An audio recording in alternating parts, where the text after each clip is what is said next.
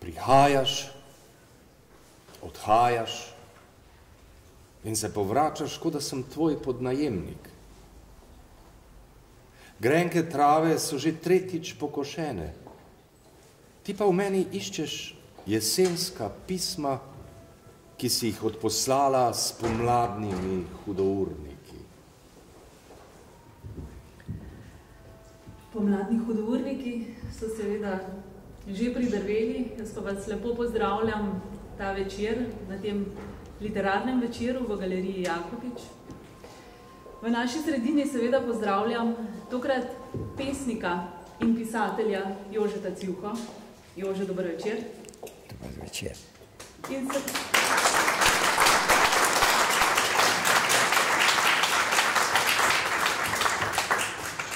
In seveda sva oba z Jožetom nad vse vesela, da sta se nam pridružila danes dramski igralec Boris Osten, ki ste ga že slišali s prvo pesmijo, prvim okruškom poezije, in pa gospa Senka Počevar Civka, pedagoginja in andragoginja, ki bo tudi danes seveda prebirala odlomke iz Civkove proze in poezije.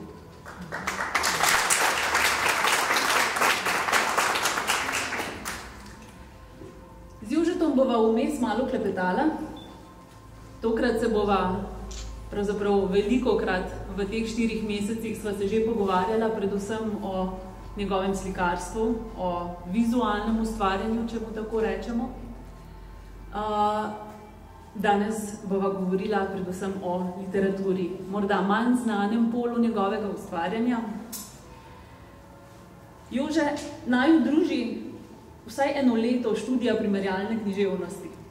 Preden ste se vpisal na Akademijo za likovno umetnost, ste 1 leto študiral pri doktorju Ocvirku, ki vas je takrat navdušil za literaturo.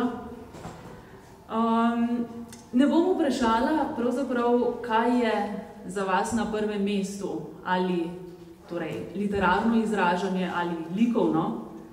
Bom pa vprašala, kaj je bilo prej? Črta ali črka, risba ali vers, slika ali pesem. Ko sem se rodil, sem najprej videl podobo. To je bila moja mama. In potem sem videl še očeta in videl sem leto starejšega brata. Skratka, zaznal sem svet okoli sebe, v katerem sem se seveda težko znašel. Do jezika, do izražanja z besedo je bila dolga pot. Še posebej zato, ker sem bil v mladosti in sem še zmeraj do neke mere zelo počasen. Se pravi, najprej sem se spoznal z tistim, kar so videle oči, šele pozneje so prišla na vrsto ušesa. In šele na to besede? Ja, in potem so seveda tudi besede. Način izražanja, način komuniciranja in bi rekel šola, v kateri sem se moral naučiti pesmice na pamet. To so bili v glavnem Gregorčiči, Aškrci in podobna poezija. Kar sem se popoldne naučil, sem zjutraj pozabil in v bistvu nikdar nisem nekje s to poezijo prišel nekje na prijateljsko nogo. Pravzaprav bila mi je odveč, do takrat, kot sem kot petošolc v čitanki zasledil Kosovela, njegovo Brinoko. In takrat sem videl, da je na svetu še ena druga poezija, ki je nekje po meri mojega čustvovanja.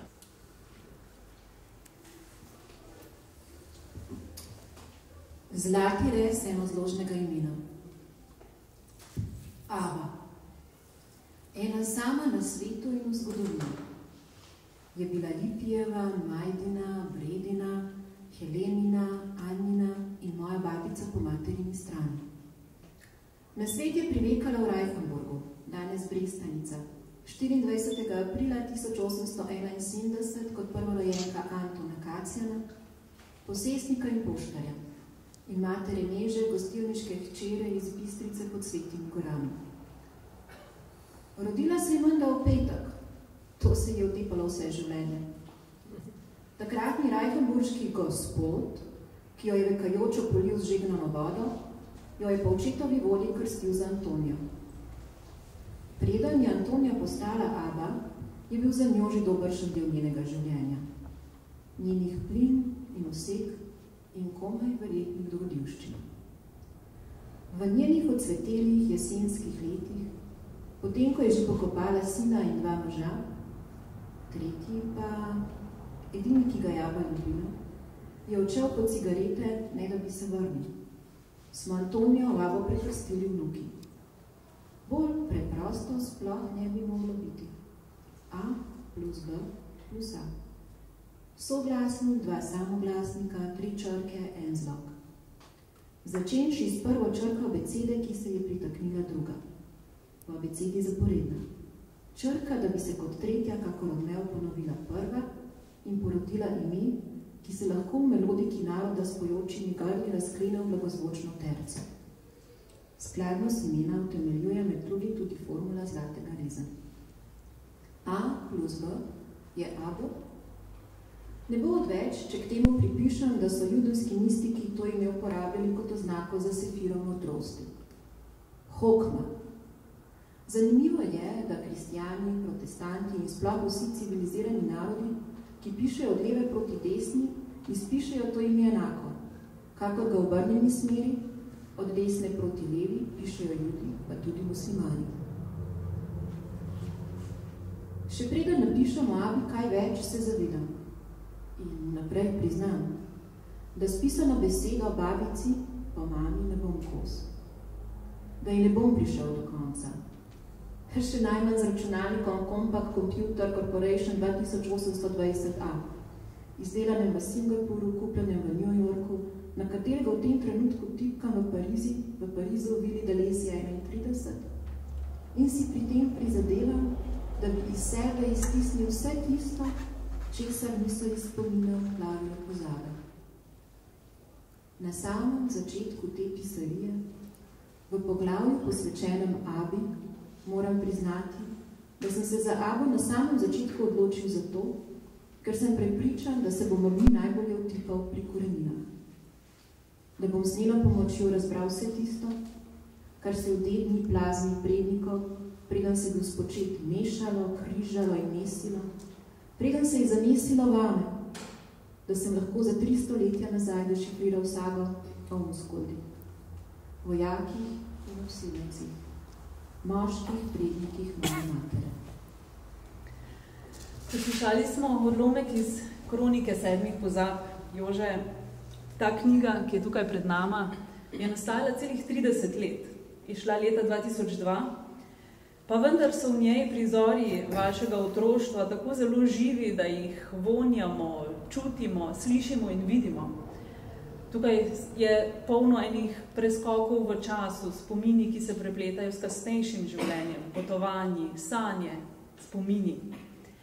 Pa vendarle osrednji lik vašega otroštva se zdi, oziroma je babica Aba. Babica Aba je verjetno tista, ki je bila vaš prvi navdih, prva intuitivna vzpodbuda.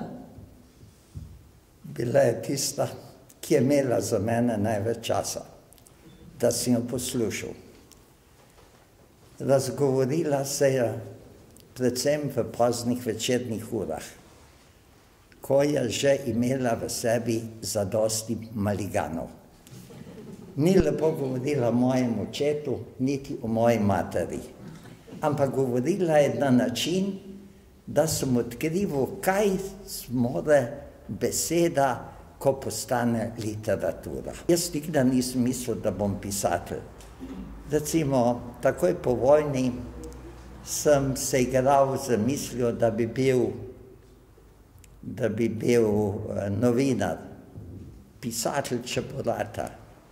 Na vsezadnje, človek, ko je mlad, ima to možnost, da izbira je velika, ampak ne moreš hlastati po tistih stvari, ki se ti zdijo najbolj imenitne, ker dvomiš o lastnih sposobnosti. No, Aba je v bistvu obeležila s temi svojimi pripovedmi vse moje pozne jeseni in zime. Ko je prišla iz Dolenje domov, malce natrkana, otroci smo sedeli v kuhinji, je bila ena velika pečka, kakšne so bile peči v tistem času. Ona je sedela na zabojniku za drva in premog s kakim časopisom na naročju in pripovedovala. Njena pripoved, ki je bila nekje najbolj zanimiva in najbolj navdušujoča, je ta. Je rekla, moja mladost je bila huda in težka. Pokopala sem to, kar smo slišali, moža, pokopala sem sina. Veliko mojih ljudi je na oni strani in potem sem začela živeti po sanjah. In mi je rekla, od takrat naprej sem srečna. Zdaj pa, kar se tiče pisanja, a se tudi vam dogaja, da se ne spomnite, kar ste včeraj zvečer imeli za kosilo, spomnite se pa enega božiča iz leta 32 ali pa še prej. Mislim, ki je človek mlad, ko doživlja prve senzacije, predvsem čustvene, so to mera za vse tisto, kar se poslej v življenju dogaja. In seveda, to je tudi ta neminljiv čar mladosti, ki nas vedno znova osvaja. A mislite, Jože, da se bom jaz pri 90-ih spomnila, da sva 10. aprila 2014 tukaj sedela? Ja, če se ne boš spomnila, boš dobila hud ukor. No, ampak Aba je bila, z vsemi žalbami namazana, bi lahko rekli, In ona je bila tudi tista, ki je vedela, da boste prav vi eden oziroma tisti otrok, ki bo šel po svetu, ki bo odkrival tuje dežele, tuje stvari, nove reči. Sej v bistvu, njo ne vem, če je to v tej meri zanimalo. Že, zato so bili časopisi. Ampak ona mi je začela še v pubertetnih letih govoriti o teh težavah, ki si jih poprej omenil. Pa sem rekel, Aba, pa zakaj ti meni to praviš? Je rekla, zato, ker boš ti to enkrat napisal. Si je rekel, vse je podfliknila. In na vse zadnje, tako sem tudi mislil. Vendar je tako, recimo, če človek iče primerjave v Marquezovem romanu, tista Ursula, ko opisuje babico, je nekaj podobnega. Najdeš se neke osebe, ki ti zaznamujejo, bi se rekel, vse to, kar iz tebe nastane. Jaz se ne bi spuščal v polemiko, ki je bila nekaj časa zloživa med behavioristi in med tistimi, ki trdijo, da človek pride na svet že tak, kot je. Eni in drugi so imeli prav. Ampak Aba je bila tu za mene ena transmisija neke posebne vrednosti in to je bila literatura. Legenda o Altamiri. Gora v gori, brezno v brezni.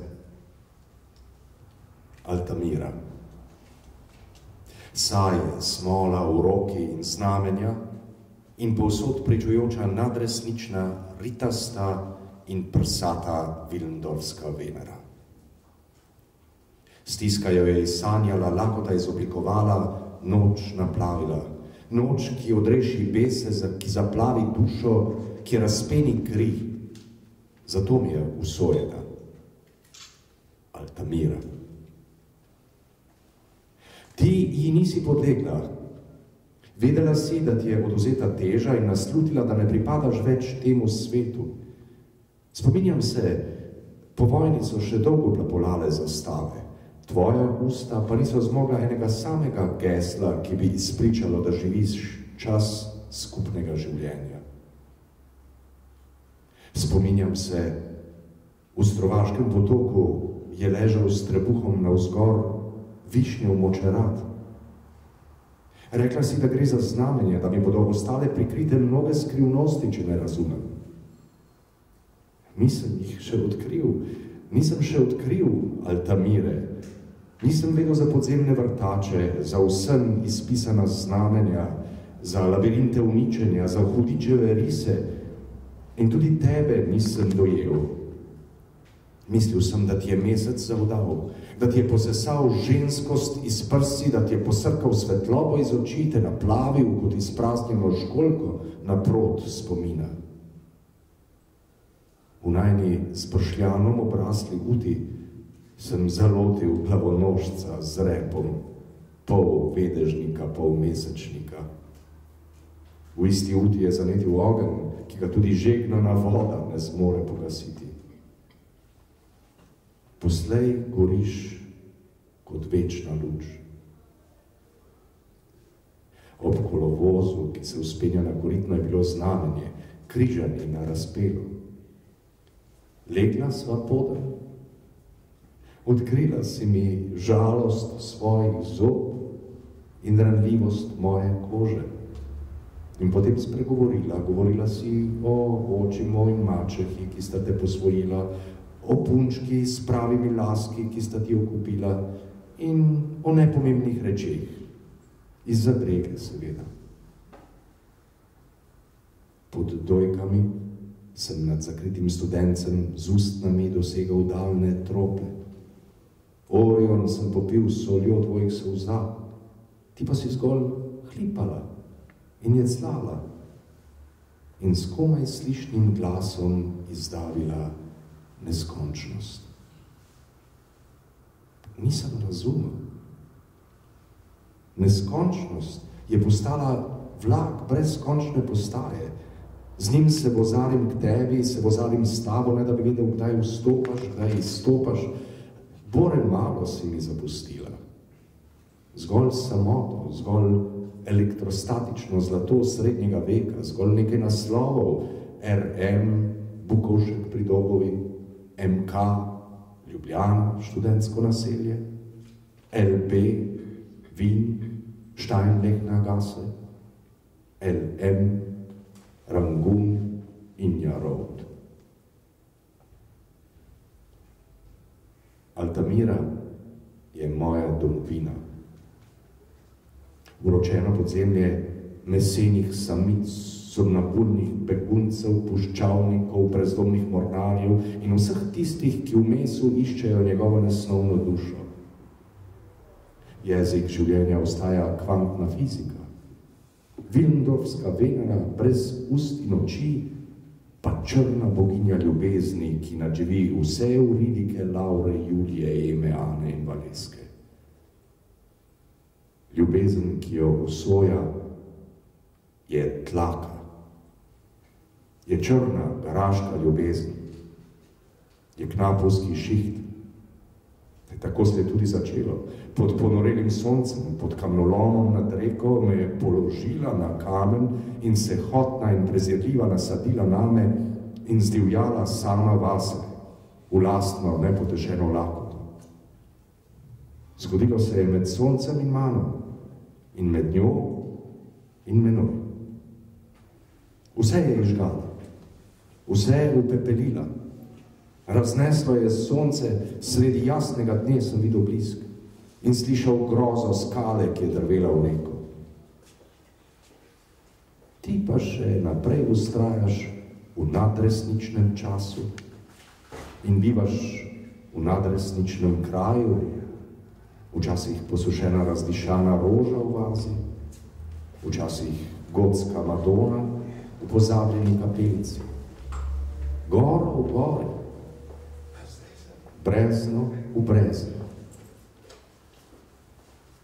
Zgodi se, ko Bog zadrema. Zgodi se, ko se peklenšček pred rami in s črno magijo okuži vesolje. Zbudi se črna boginja. Pod jezik si položi semena konoplje, božjastnic in krvavega mlečka in se naceja z altamirsko težko vodo. Tedaj v njih zaživi altamirsko pleme in iz čeljusti pekla se izvlečejo gnomi, androidi, homoidi in homunkuli. Unamejo se ugasle zvezde, ozvočijo se črne luknje in ni več nadresničnega kraja in ni več nadresničnega časa. Črna boginja zapleše s plutonijem v krvi, opredni kankan, se vrti, se vrtinči, se svetra.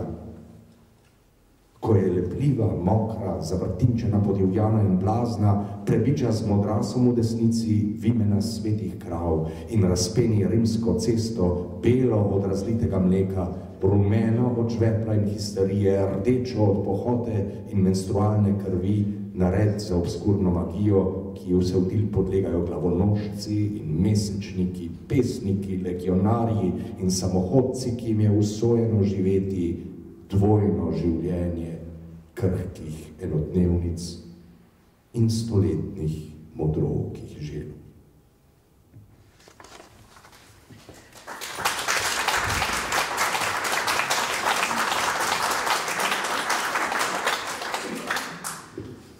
Jože, ženska.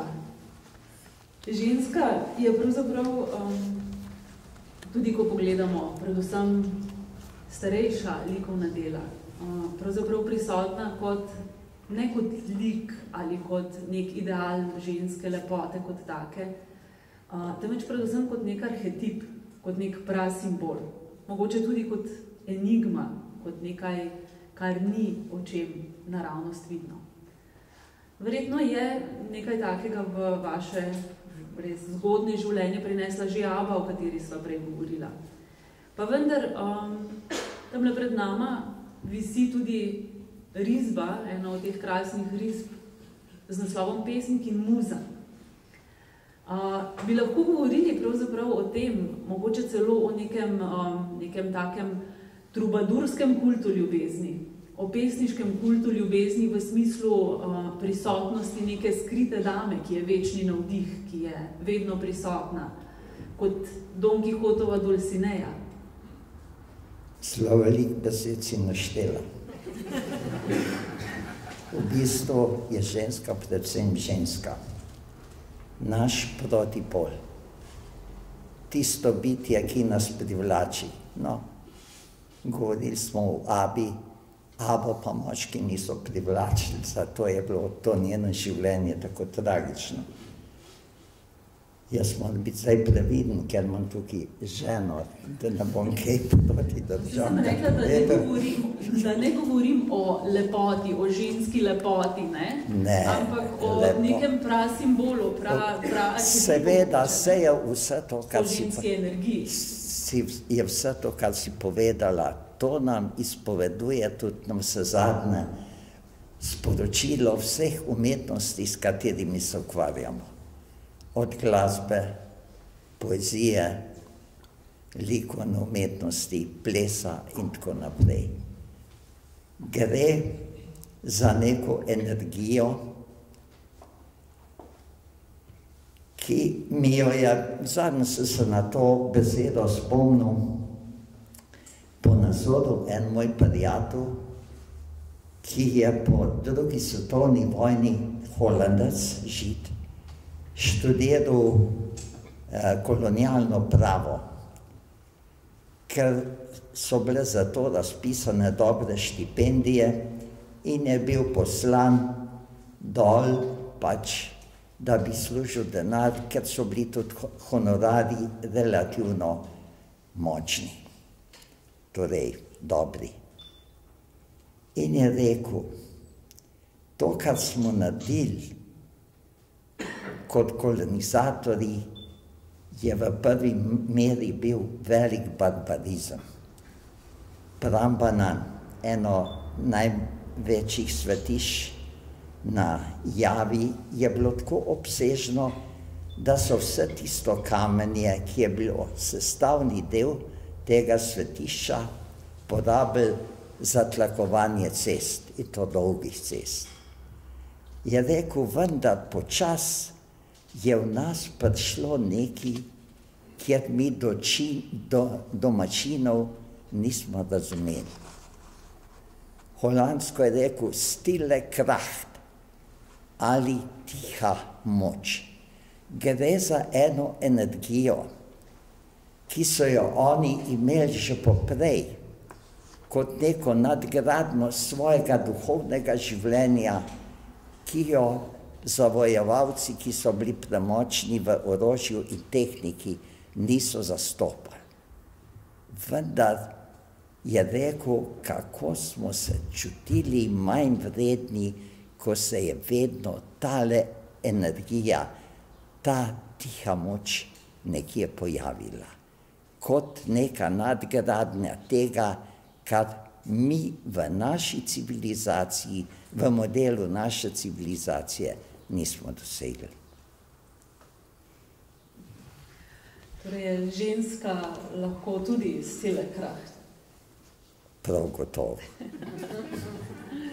Ja, vedno znova se mi vrača misel prvega trubadurja, veste, Viljama Akvitanskega, ki je rekel, ne da bi jo poznal, jo ljubim, nič mi ni storila, nisem je poljubil, pa vendar je tako zelo prisotna.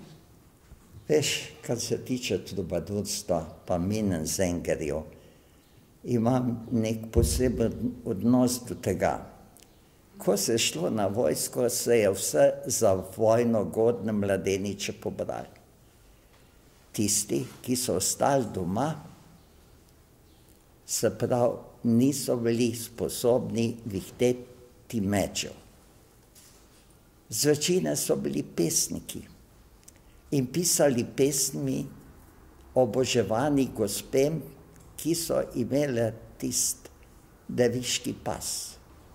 Se pravi, ni se zgodilo to, kar se dogaja ponavadi med moškim in žensko, ampak razvijali so mitologijo hrepenenja.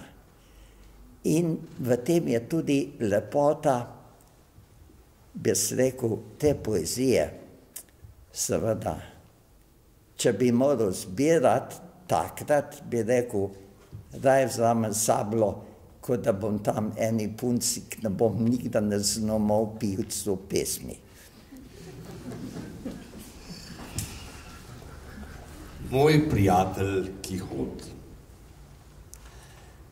Najraje me obišče, kadar stojim pod prho in potem kramljava pogovori, ki se v neskončnost vlečejo. Dialog preide pogosto v monolog.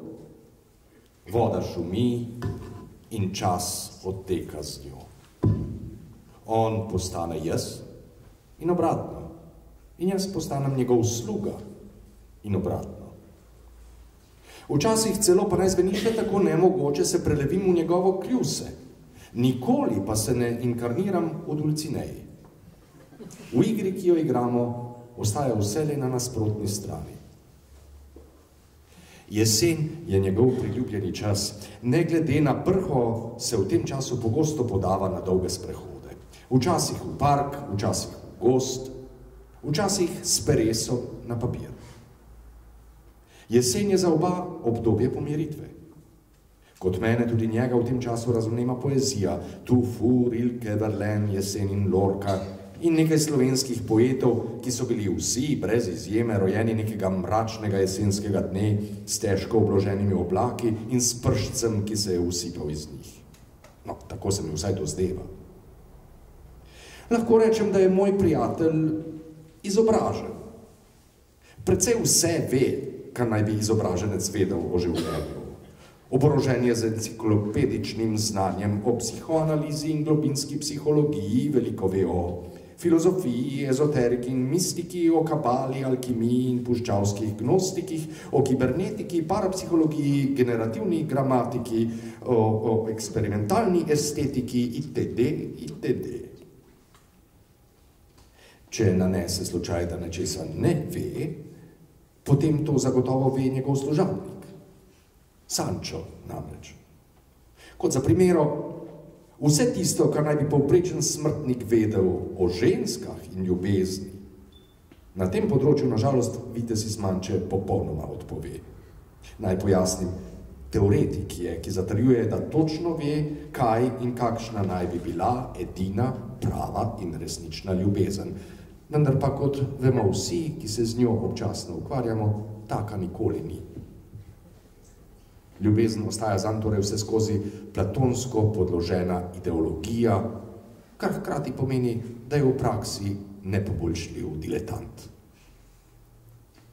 Ne glede na to je osebnost z veličastno fasado, sezidano iz plemenitosti in ponosa. Hkrati pa deluje vse skozi moderno.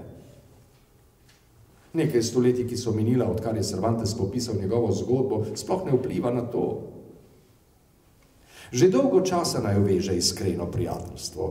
Zato trdim, da ima življenjska zgodba Viteza iz Manče svojo predzgodovino in da nič ne kaže na to, da bi se kmalu iztekla. Če lahko to, kar sem zapisal, doumete, je dobro. Če pa ne, je prav tako dobro. Moja edina namera je bila, da povem nekaj bežnih besed o najnem odnosu. Pojasniti, s tem nisem hotel prav ničesar. Približno tako naj bi se razumele tudi moje risbe, ker koreninijo v nenehno se spreminjajoči substanci meditacije in igre.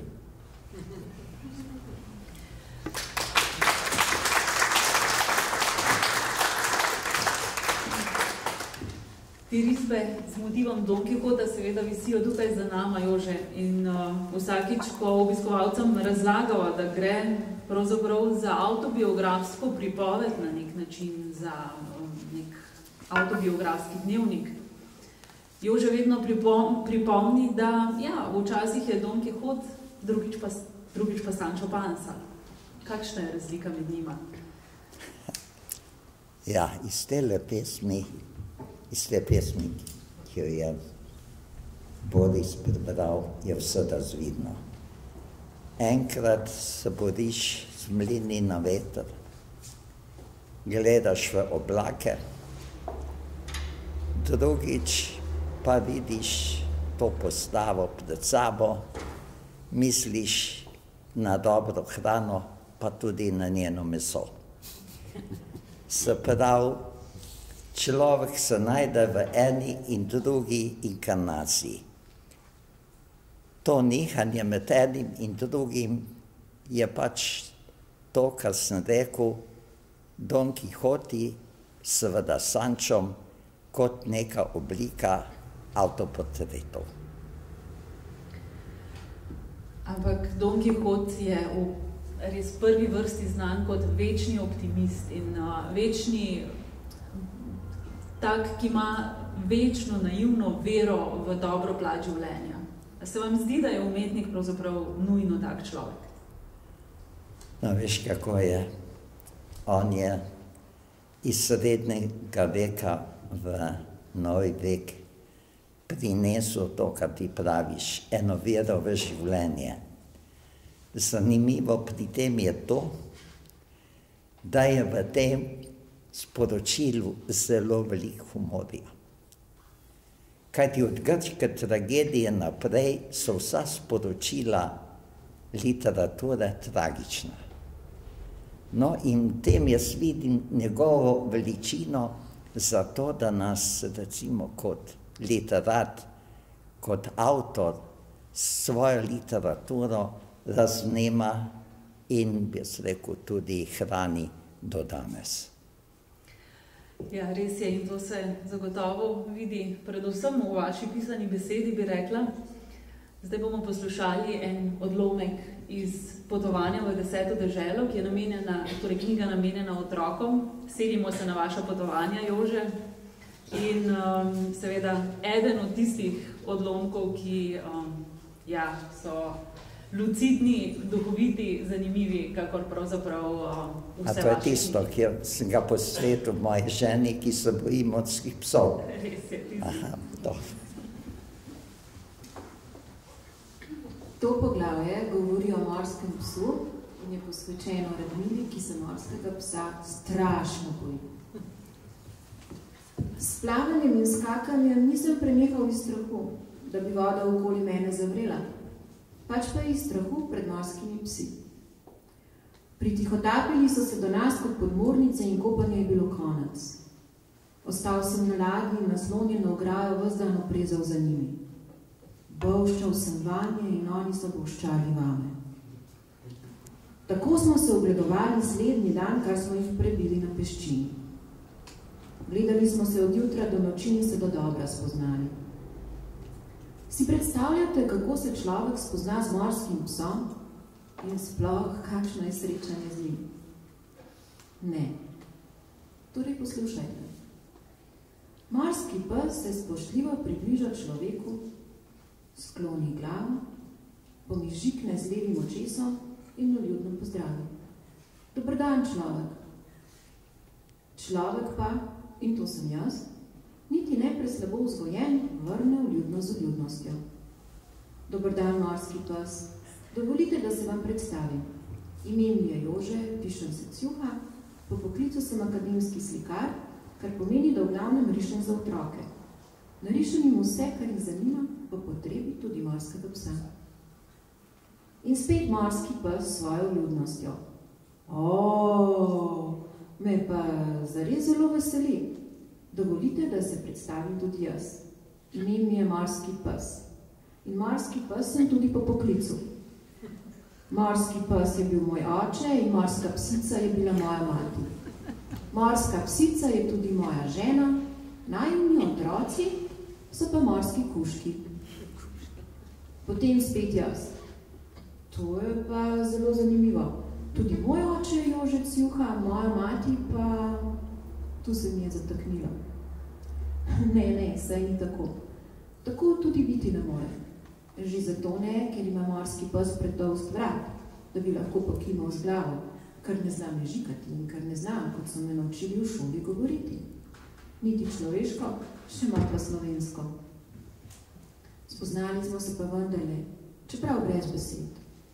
Okoli 20 se jih je prevažalo okoli ladje in je ogledovalo z radovednimi očmi. Prišli so tako tesno k velikemu ladijskemu trupu, da je le malo manjkalo, da se niso s koničastimi nosovi zapili v kovino. To sem si na tihem seveda zelo želel, vendar pa se to ni zgodilo. Zato sem pa odkril, da so morski psi zelo kratkovidne živali in da bodo vedno kratkovidni, že zato, ker nimajo očesnih zdravnikov, ki bi jim dali napotnice za očala. Odkril sem še mnoge druge njihove lastnosti. Tisto, česar nisem spregledal z očmi, so mi pripovedovala pripovedovanja monarjev. O morskih psih smo govorili ob zajtrku, o njih smo razpravljali pri kosilu in modrovali pri večerji še vmes, ne da bi nas ti pogovori utrujali. Vseh besed, ki smo si jih povedali, bi ne mogel zapisati. Bilo bi jih za več kot 10 debelih knjig. Napisati pa moram zgodbo, ki jo je povedal mornar Luke, ki mu je to zgodbo povedal Šiormate, ta pa jo je slišal od svojega strica Iva, češ, da se je pripetila njegovemu dedi Barbi Jozu. Barba Jozov se ni rodil na ladji, je pa na ladji preživel vse svoje življenje. Prav da je preživljal pri mnogih ladjah, kajti potikal se je po vseh morjih sveta in plul pod mnogimi zastavami in je bil ščepico na glavi in pipico v ustih, ki so bile zakrite pod goščo brkov in brade, pravi mornarski volk.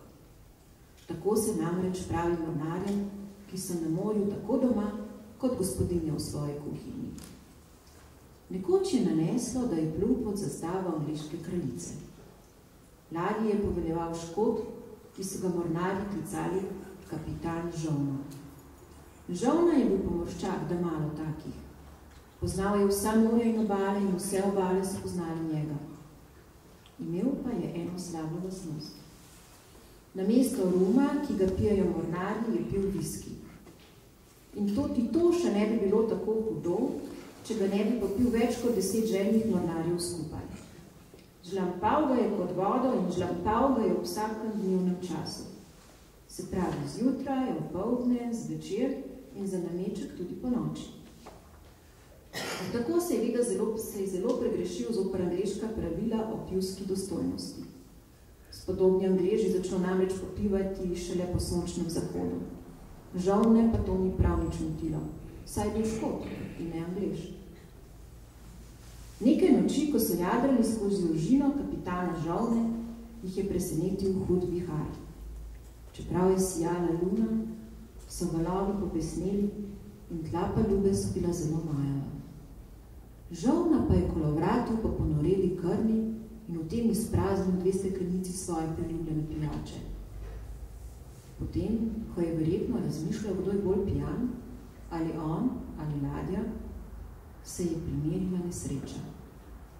Na svoje oči jo je videl krmar, čeprav nikoli pozneje ni znal povedati, kako se je to sploh pripetilo. Žolno, ki je poznal vse zvijače morja, ki je kljuboval ciklonom in tajfunom, in to so med strašnimi viharji najstrašnejši viharji, je s palube pobral čisto navaden, čeprav velik val. Krmar je zapil na ves glas: "Človek v vodi!" Tako se namreč za tak primer veljajo ladijska pravila. Mornarji so skočili k čolnu za reševanje. V tem, ko so spuščali čoln na vodo, je žolno napadal morski pes. Ko je bil čoln naposled v vodi, kapitana že ni bilo več. Bil je samo še pes. Mornarji svojega kapitana niso samo spoštovali. Imeli so ga tudi zelo radi. Zato jih je najprej popadla žalost, za žalostjo pa bes. V tem besu so se lotili morskega psa. Tolkli so po zverini z vesli, drogovi in kaldi, kolikor so jim dali moči. Morski pes se pa sploh ni zganil, kot da ga vse tole malo briga. Ni se umaknil, niti se ni potopil. In kot da ni to že samo po sebi dovolj čudno, je napravil nekaj še bolj čudnega. Nenadoma se je zvil prašaj in se krvoločno ugriznil v svoj lastni pahljačasti rep. Najbolj čudno pa je bilo to, da je v tem, ko se je zvijal, šepnil z milim človeškim glasom: "Mama." Stvari so se razjasnile šele, ko je bila zverina dotolčena in so jo povlekli s tolstim trebuhom in ranjenim repom na polubo. Ko se je izleknila celih 6 metrov dolžino, je z milim otroškim glasom še enkrat zavzdihnila: "Mama." In to je bilo toliko bolj nepojemljivo, kajti zverina je bila že mrtva. In vsi mornarji so rekli v en glas: "Kaj takega pa še ne." Živali, ki živijo v morju ali v slani vodi, smrdijo po ribah. Po ribah smrdijo tudi morski psi. Pošast, ki je ležala pred mornarji na palubi, pa ni zaudarjala po ribah, pač pa po viskiju. Tedaj se je mornarjem posvetilo. Seveda, zverina je požrla Škota, ki se mu je na mesto krvi v žilah pretakal viski, se upijanila in se zato tako nemogoče obnašala.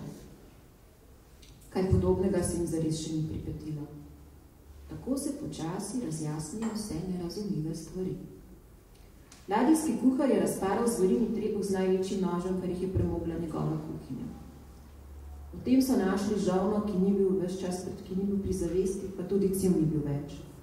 Hkrati z njim so se razgrnile pred žalostmi očmi mornarjev še druge, kaj nenavadne reči. Seznam najdenih predmetov bi bil preobširen, če bi hoteli popisati vse, kar je ležalo v želodcu. Bila pa je tu črnolasa punčka s pravimi laski, z modrimi očmi, ki so se odpirale in zapirale, in z glaskom, ki je rekel: "Mama." Če so punčko naredili naprej, neprepravljena računska varnica za 1. razred osnovnih šol, zavojček neprežvečenega žvečilnega gumija, steklenička z mazilom za lase, rjaste orglice, človek ne jezi se in še 100 drugih neprevladljivih reči. Zverina in kapitana so pomorščaki vrnili morju. Kapitana so pokopali z vsemi pomorskimi častmi, zverino pa zgolj sumili čez palubo.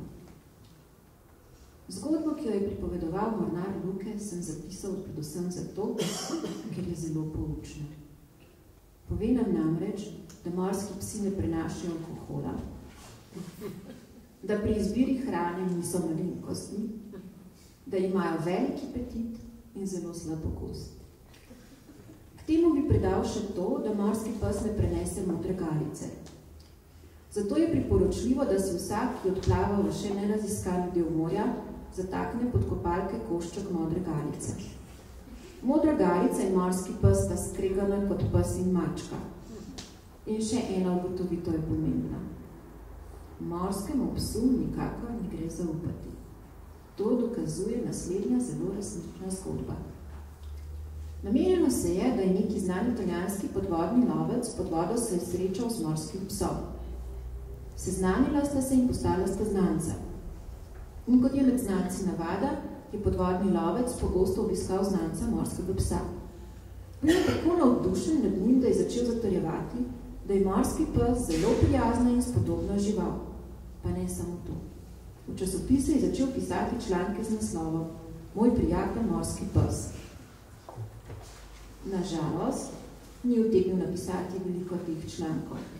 Njegov prijatelj morski pes ga je namreč požrl. Ker pišem knjigo po potovanju v tuje dežele in ne o morskih psih, moram to poglavje končati. Vendar je dobro, da si vsem, kar sem vam o morskem psu povedal, zapomnite še naslednja zelo pomembna dejstva. Prvo, morski pes ni v nobenem sorodstvu, v sorodstvenem odnosu z navadnim psom. Da je temu res tako, lahko zaključimo iz tega.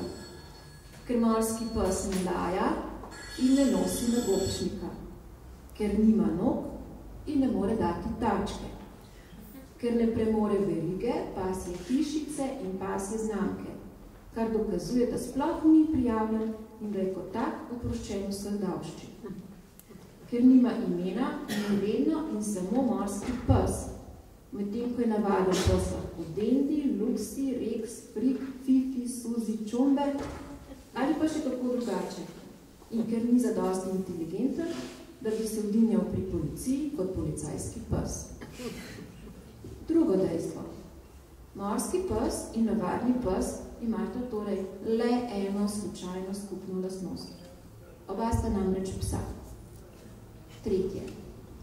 Morskih psov je v vodi skoraj toliko vrst kot njihovih pasjih soimenjakov na kopnu. Četrto dejstvo. Razlika med morskim psom in človekom je v tem, da je med mnogimi vrstami morskih psov le malo takih, ki napadajo človeka. V tem, ko človek napada vse vrste morskih psov.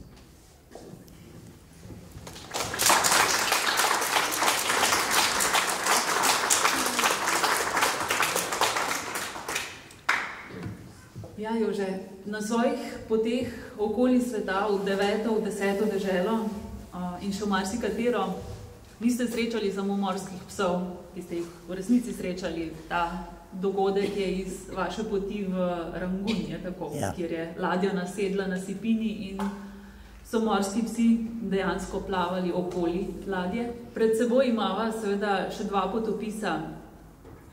Eden opisuje iste in druge dogodke iz vašega potovanja na vzhod, v Burmo in v druge vzhodne države, okameneli smehljaj.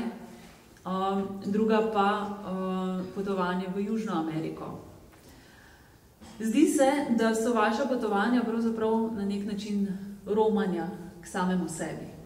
Bi jih lahko tako opisali. So pravzaprav iskanja nekega duhovnega navdiha, nečesa tistega, kar človek doma čez cesto morda ne najde. No, jaz mislim, da bi, kad govorimo o ljudeh, kakšni so, da jih lahko primerjamo z letnimi časi. Pomlad je tisto, kar vznemirja radovednost, kar v bistvu ti pove vse tisto, česar še ne veš. Je šola, je izobrazba in tako naprej. pridejo zrela leta, recimo, kje je odnos do sveta že vzpostavljen, vendar te ta svet še vedno zanima. In nekje iščeš svojo lastno pozicijo v tem svetu. Pride jesen, pride zima. Takrat iščeš sebe v sebi. In na poti, ko človek potuje, ko umetnik potuje ali ko pisatelj, ki piše potopise, potuje, ali gleda pravzaprav na svet z drugačnim pogledom, ali gleda iz stališča, da bo nekoč o tem pisal, ali piše sproti? Ne, nisem imel nobenega namena, ki sem šel v Burmo, da bi napisal knjigo. Sem pa pisal dnevne zapiske in o tem je nekaj izvedel gospod Košar, direktor založbe Obzorja v Mariboru. Preko mojega prijatelja, ki je bil pa tam nekje eden od urednikov, je rekel, mi bi pa to izdali. Seveda, te pisarije je bilo zelo veliko, vsa tudi ni bila za tisti čas primerna. In sem kar nekaj časa okleval, ali bi ali ne bi, na kar sem se odločil, ne da bi vedel, kako se pišejo knjige. In tako je nastala ta knjiga, ki ima 700 strani. Torej, ker je več ali manj vedno opisano, kako sem doživel ta svet, ki je bil za nas zelo eksotičen. Danes to že dolgo ni več. Recimo, kar naprej ponujajo razne agencije, počitnice na nekih oddaljenih otokih, na nekih dotlej povsem nepoznanih deželah in tako naprej in tako naprej. In če pomislim na vse to, kar sem takrat videl in kaj se je med tem zgodilo, vidim, da tudi samo spomini ohranjajo eno podobo sveta. Kajti ta njihova kultura, njihova arhitektura je pač odraz njihove zrelosti, njihovega duhovnega življenja in sploh tudi njihovih apetitov po moči in osvajanju. To je danes, posebno, če pomislim na katera velika mesta, vse skrito v senci nebotičnikov. Tega sveta ni več, se izgubi.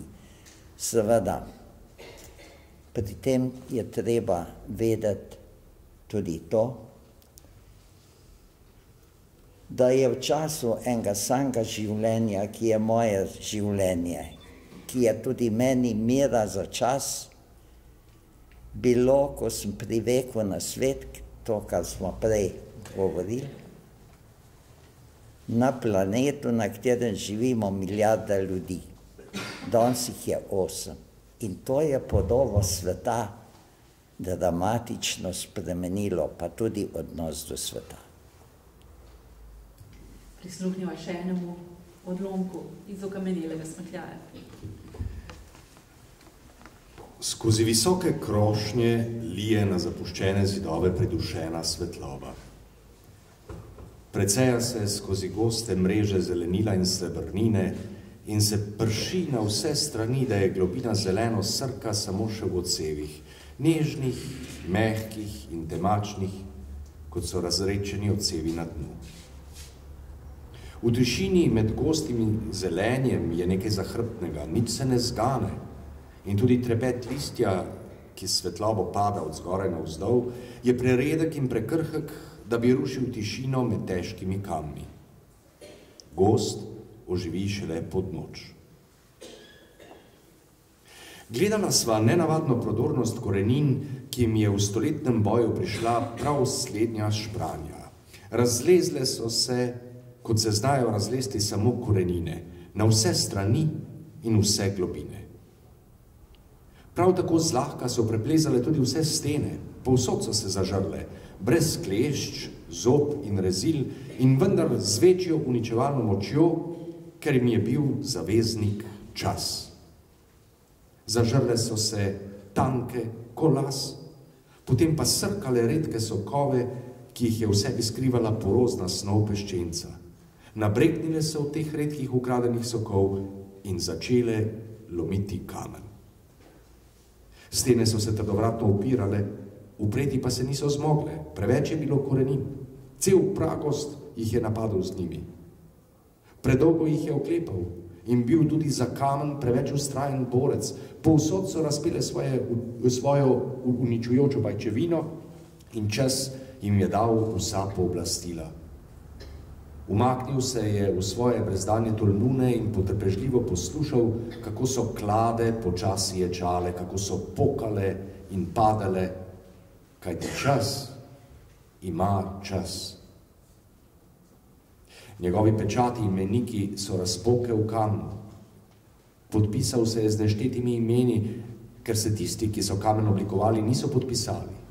In kadar se podpiše čas, ne podpiše dobe, kraja, okusa, mode in stoletja, pa tudi ne časa, čeprav smo se navadili, da temu tako rečemo, temveč podpiše samo uničenje.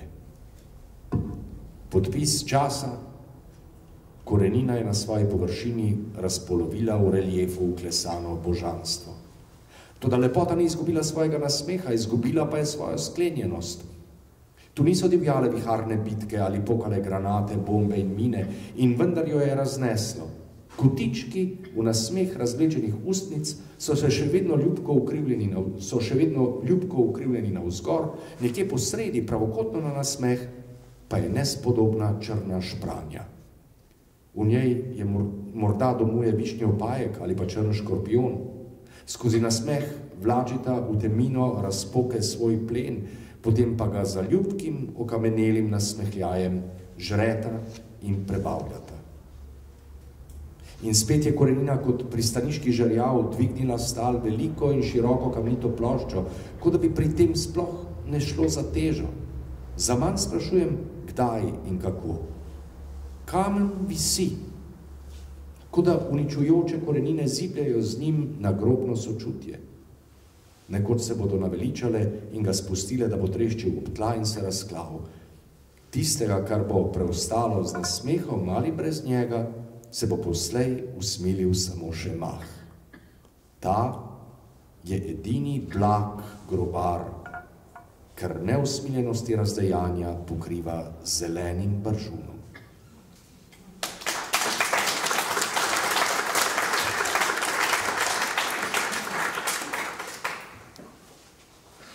Legenda o Atlantidi. Nihče ne verjame, da vidim vetrove, da vidim mravlje, bele, rdeče in črne. Da vidim podivjane stonove, kako neusmiljeno preganjajo ihtavo melanholijo 16-letnic in za zlobo križano naveličanost starih ljudi. Vselej, ko 3 dni pihajo zahodni vetrovi in se na 4. dan preusmerijo na jug, vem, da si to ti. Juga se zavem, juga, ki prihaja iz dalje brez ljudi, nabit solju, algami, ribami in tihoto in slepoto ljubomorskih pošasti. Juga se zavem, ki prihaja iz noči, ki si vanjo nekoč v neki neponovljivi pomladi potopila svojo samoto zakleto nemoč. Zavem se tiste iz brezumja zvarjene bolečine, ki nobena daljava ne dozame teže, ki nobena pečina ne povrne odmeva. Trikrat je slepa želja mrtvo rodila. Trikrat je gluha vera nevero skotila. Trikrat si zaljubljenost zamenjala za ljubezen. Bila je pomlad, tvoja pomlad. Ena sama in neponovljiva, ko so se ravno povrnili škorci, da bi znova zbežali nazaj na jug. Nobene šole nismo končali. Nisem poznal nepravilnih glagolov, nisem poznal lomkov. Ti pa si že pozabila modrosti mravelj in čebel. Tisto noč je v Starovaškem potoku morila kuga. Tisto noč se je na velikih lapuhovih listih razcvetela črna magija.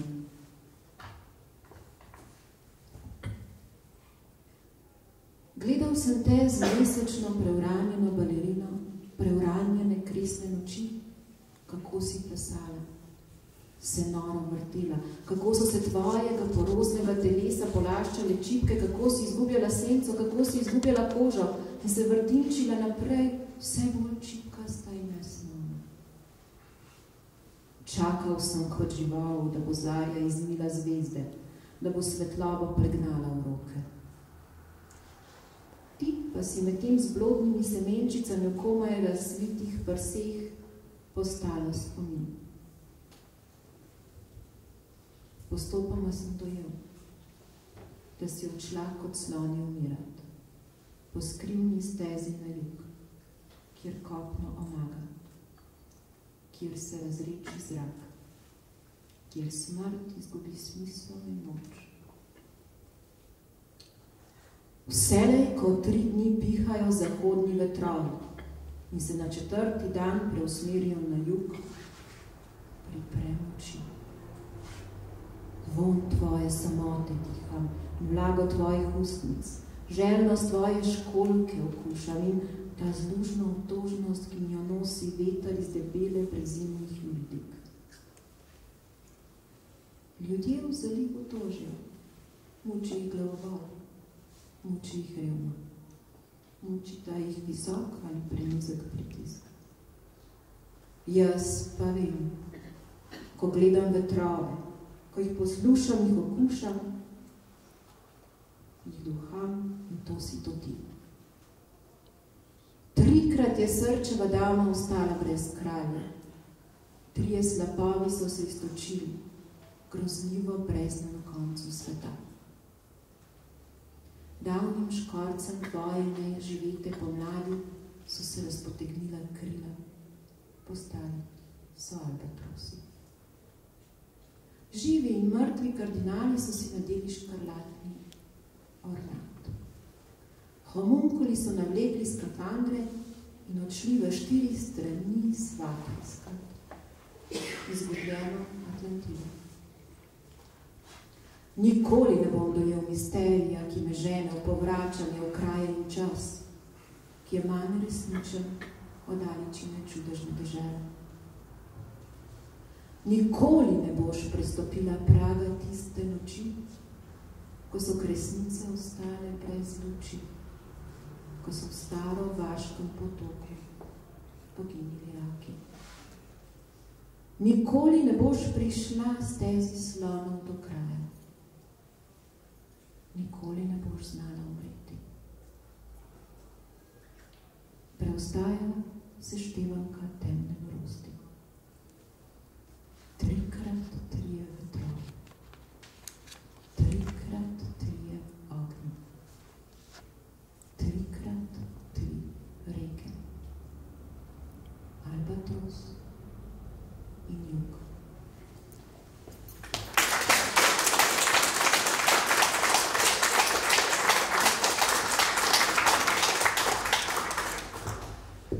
Jože, mislim, da se je najino občinstvo danes že prepričalo pravzaprav, da vašo literaturo odlikuje neko izjemno bogatstvo jezika, neizčrpna domišljija pravzaprav in pa resnično tisto, kar pravzaprav vidimo tudi v vašem slikarstvu, torej bogatstvo izrazja, ki se zdi, kot da prihaja iz nekega neusahljivega vira.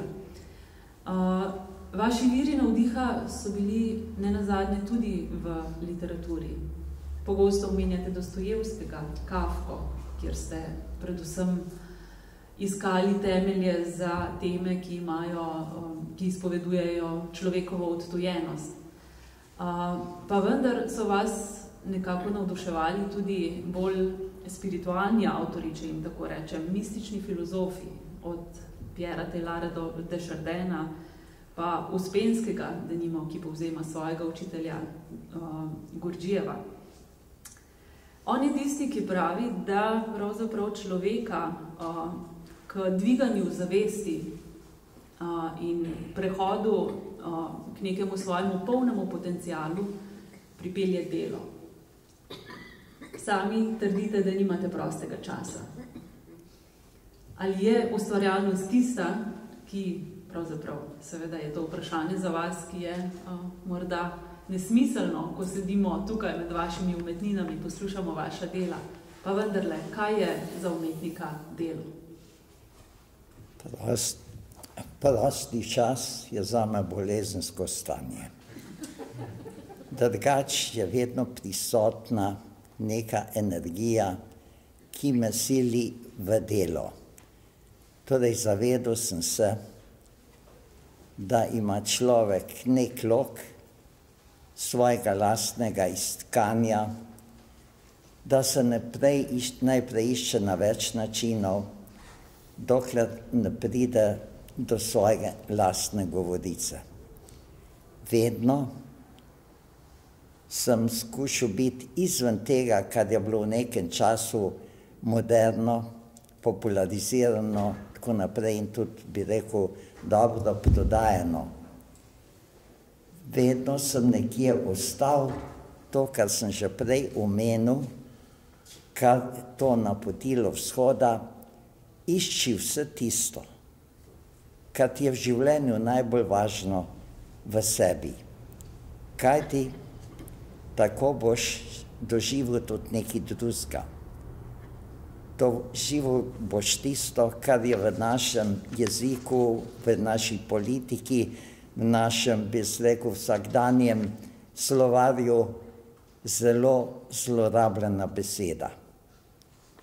Doživel boš svojo svobodo, kajti druge svobode ni.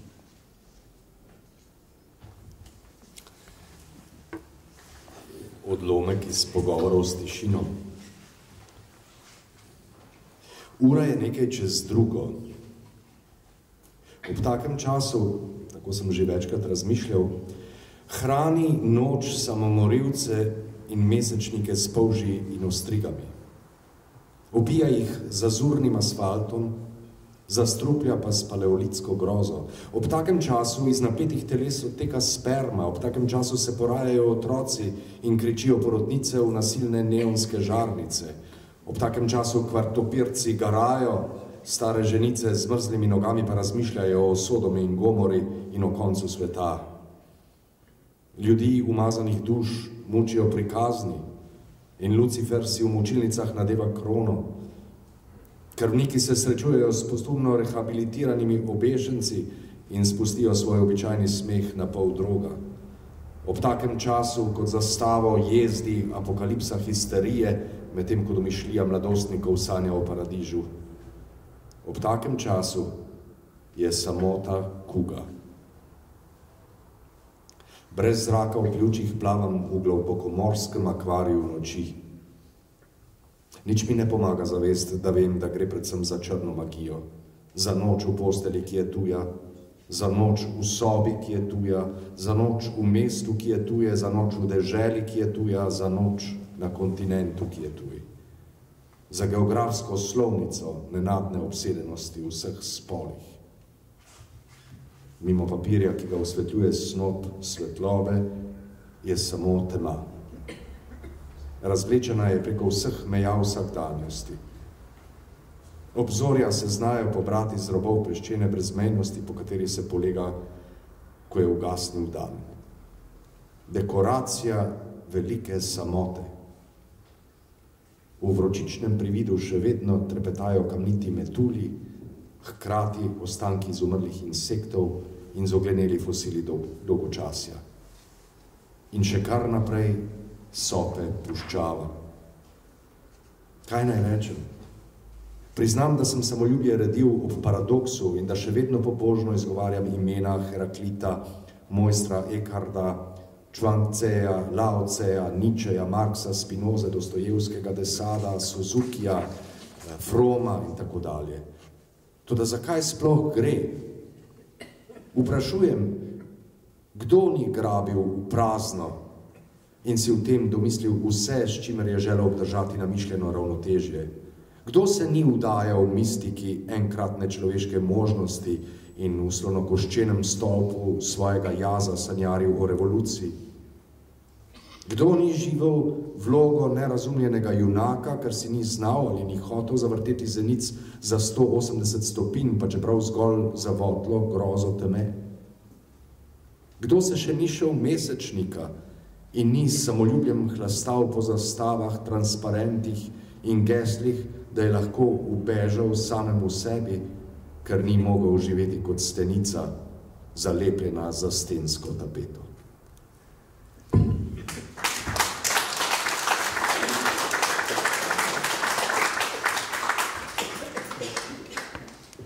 Ja, Jože, vrnila se bova pomalem spet v prihodnost. Veliko smo govorili o preteklosti, o preteklih potovanjih, pa vendarle še danes, vsak dan, ob zgodnji uri vstajate in ustvarjate. Kdaj je čas za sliko, kdaj je čas za pesem? Za eno ali za drugo je zmeri čas. V bistvu, ker gre za neko potrdilo življenja, ampak zdaj, Marija, ti si bila nekje soavtorica z Barbaro tele razstave. Če te razstave ne bi bilo, jaz v Sloveniji ne bi doživel svoje retrospektive. Bila je edina razstava, s katero nisem nič dela. Prišel sem na otvoritev, videl slike, kako so visele in se v bistvu tega razveselil. Recimo, zelo pomembno je bilo tudi to za mojo ženo, ki ni v najboljšem zdravstvenem stanju in je rekla, imam dve veliki želji, da vidim tvojo retrospektivno razstavo in da nam izdaš to knjigo, ki jo pišeš zdaj. To, kar si naredila s to razstavo, si naredila tudi zdaj, si me povabila na koncert Moje besede, da temu tako rečem. In mislim, da smo kar precej izkoriščali vašo potrpežljivost. Zelo veliko tega je bilo, vendar bi jaz tukaj ob koncu, ko se tebi zahvaljujem, nekaj povedal, na kar nisem bil pripravljen in kar se je zgodilo na ta večer. Ko sem bil še v osnovni šoli, tisti na Vidnu, ki še vedno stoji, ki je še vedno lepa in ki jo še vedno iz dna srca sovražim.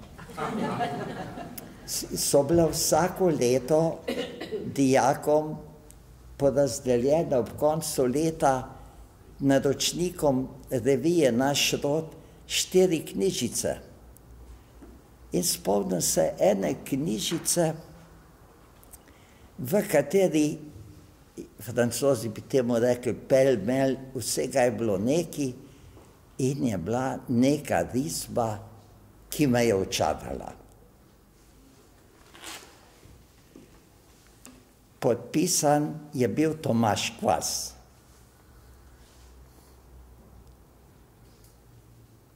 Sem rekel, če bom jaz znal enkrat tako risati. In ta Tomaž Kvas je danes na tej razstavi.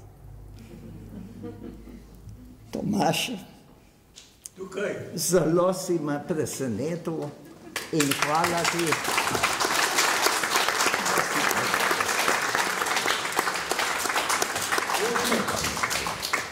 Jože, jaz sem na pol gluh, ampak vas sem pa zastopil.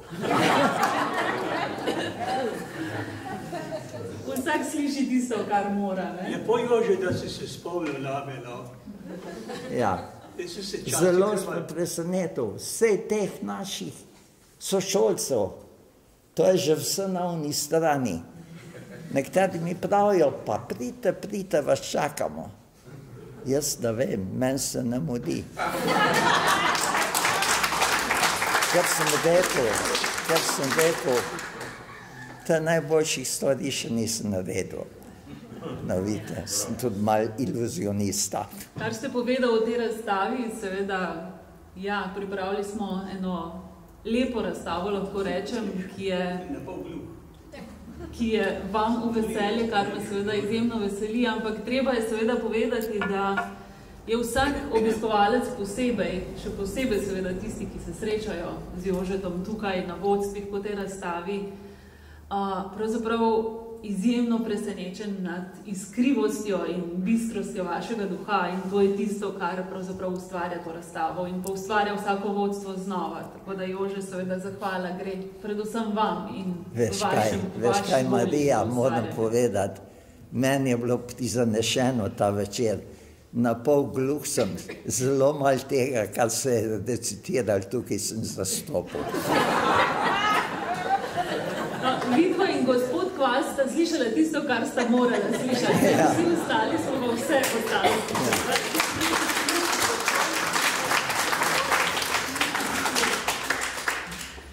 Skratka, Jože, zaključila bova z mislijo na to, kar še nastaja oziroma zdaj pa res že skoraj zaključuje se vaša najnovejša knjiga, v kateri opisujete mogoče manj prijetne spomine na vojna leta, pa vendarle verjetno tisti zadnji kos v mozaiku spominov, ki vas je ustvaril človeka, kakršnega ste danes. In to je tisto, česar se veselimo skupaj z vami in se vam seveda še enkrat zahvaljujemo, predvsem pa želimo vse najboljše za vaš 90. bližajoči se 90. rojstni dan in se seveda veselimo naslednjih let, ki bomo preživeli skupaj tako ali drugače. Tep sem se že zahvalil. Vsem tukaj prisotnim se pa zahvaljujem za potrpežljivost. Še malo jo bova preizkušala, oziroma mislim, da ne bo pretežko. Senka in Boris nas bosta pospremila v tem večeru še z nekaj kratkimi odlomki poezije. Vam pa se seveda zahvaljujem za vašo pozornost. Z Jožetom in z Barbaro bomo v nedeljo ob 16:30 še zadnjič skupaj vodili po tej razstavi. Potem pa se moramo od Jožeta tukaj, v tej galeriji, posloviti, kajti nese ga naprej, nese ga v Beograd, nese ga znova v tuje dežele, ampak k sreči upam tudi vedno nazaj domov. Hvala lepa.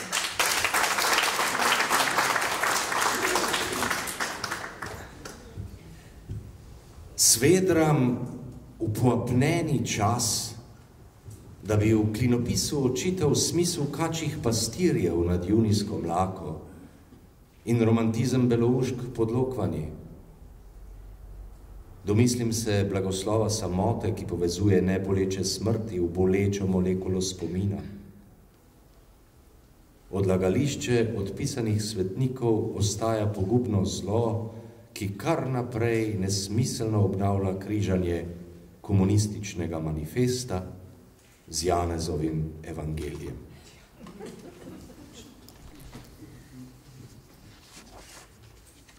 Skozi sklenjena krila precejajo grlice dan.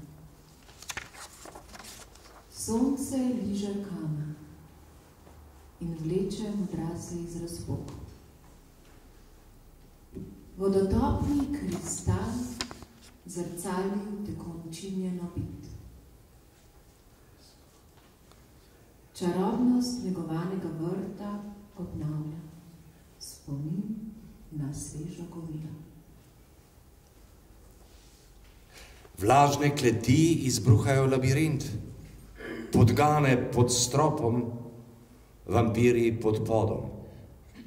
Zatočišča blodečih duš uhajajo varljivim težiščem, obnavljajo se zgodbe o sizifovstvu severnjaških Orfejev in ko prnenju klavirje zaklenjenih južnjaških Euridik.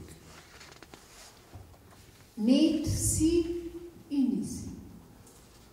Je karmična znota vrhohodca. Ne vem, nekdaj nekje se poraja iskra, ki poveže nasprotja. Ni vseeno, ali umreš od ognja, ali od ledu. Legenda o Usodovki. 15. novembra zvečer sem v prezgodnjem snegu na švicarsko-italijanski meji srečal Usodovko.